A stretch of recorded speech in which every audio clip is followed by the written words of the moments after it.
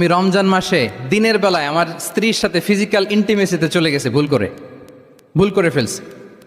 আমরা জানি যে রমাদানে আমরা কিছু কাজ করতে পারি না। সিয়ামের সংজ্ঞাই হচ্ছে আসওমু হুয়াল ইমসাক আনিল আকলি ওয়া শুরবি ওয়াল জিমাই মিন তুলুইশ শামসি ইলা মিন তুলুইল ফাজরি ইলা গুরুবি শামসি মা আন-নিয়া। মানে রোজা হচ্ছে এটা এমন ইবাদত, সূর্যোদয় থেকে সূর্যাস্ত পর্যন্ত না খেয়ে থাকা, কোনো কিছু পান না করা, এবং দিনের বেলায় বিবাহিতরা তাদের স্ত্রীদের সাথেও ইন্টিমেসিতে যেতে পারবে না। এটা যদি কেউ মেনটেন করে এটা হচ্ছে সিয়াম। তো এই সাহাবী বলে, ইয়া রাসূলুল্লাহ, আমি তো শেষ, আমি তো দিনের বেলা ভুল করে ফেলছি, আমি তো আমার স্ত্রীর সাথে মেলামেশা করে ফেলছি, এখন কি করব?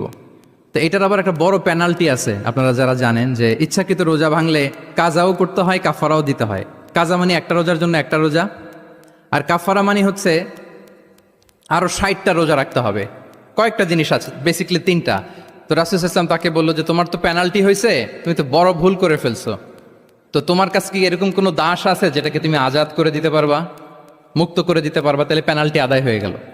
সে বলে, ইয়া রাসূলুল্লাহ, না, আমার তো এত সক্ষমতা নাই, আমার কাছে তো কোনো দাস নাই। আচ্ছা, দাস নাই। তো রাসূল সাল্লাল্লাহু আলাইহি ওয়াসাল্লাম বললেন, তাইলে তুমি টানা 2 মাস রোজা রাখতে হবে, তাইলেও পেনাল্টি হয়ে যাবে, আদায় হয়ে যাবে, পারবা? সে বলে, ইয়া রাসূলুল্লাহ, 2 মাস রোজা রাখা তো এটা কঠিন হয়ে যায়, ইটস নট এ জোক। টানা 60 দিন কি করে রোজা রাখে? তো রাসূল সাল্লাল্লাহু আলাইহি ওয়াসাল্লাম বললেন, এটাও পারবো না, তাহলে 60 জন মিসকিনকে খাবার খাইয়ে দিতে হবে এজ এ পেনাল্টি। এটা বড় অন্যায় করে ফেলছো, 60 জন মিসকিনকে খাবার খাওয়াবে, এটা পারবা? সে বলে, ইয়া রাসূলুল্লাহ, এটাও পারবো না। তাহলে কয়টা অপশন দিয়েছিলেন রাসূল সাল্লাল্লাহু আলাইহি ওয়াসাল্লাম? আওয়াজ করে বলেন তো কয়টা? একটাও উনি পারবে না। দাসও আজাদ করতে পারবে না, 2 মাস রোজাও রাখতে পারবে না, 60 জনকে খাওয়াতেও পারবে না।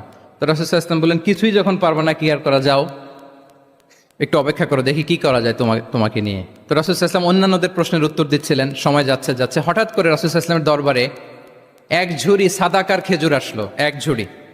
তো সাদাকার 1 ঝুড়ি খেজুর দেখে রাসূল সাল্লাল্লাহু আলাইহি ওয়াসাল্লাম বললেন, ওই ব্যক্তিকে ডাকো যার কিছু নাই, কিছুই করতে পারবে না। ডেকে আনা হলো। রাসূল সাল্লাল্লাহু আলাইহি ওয়াসাল্লাম বললেন, যাও, তুমি তো কিছুই করতে পারবে না, এই 1 ঝুড়ি চ্যারিটির খেজুর, সাদাকার খেজুর তুমি গরিবদের মাঝে বিতরণ করে দাও, তাসাদ্দাক বিহা, এটা বিতরণ করে দাও, তাইলে আশা করি আল্লাহ তোমাকে মাফ করবে। তো এই সাহাবী বলে, ইয়া রাসূলুল্লাহ, আলা আফকারা মিন্না ইয়া রাসূলুল্লাহ, আমার চেয়েও গরিব কাউকে খুঁজে বের করে দান করতে হবে?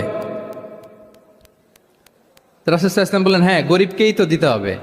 তো উনি বললেন যে, রাসূলুল্লাহ, পুরো মদিনার তল্লাটে আমার চাইতে গরিব কেউ আর নাই, আমি সবচাইতে গরিব।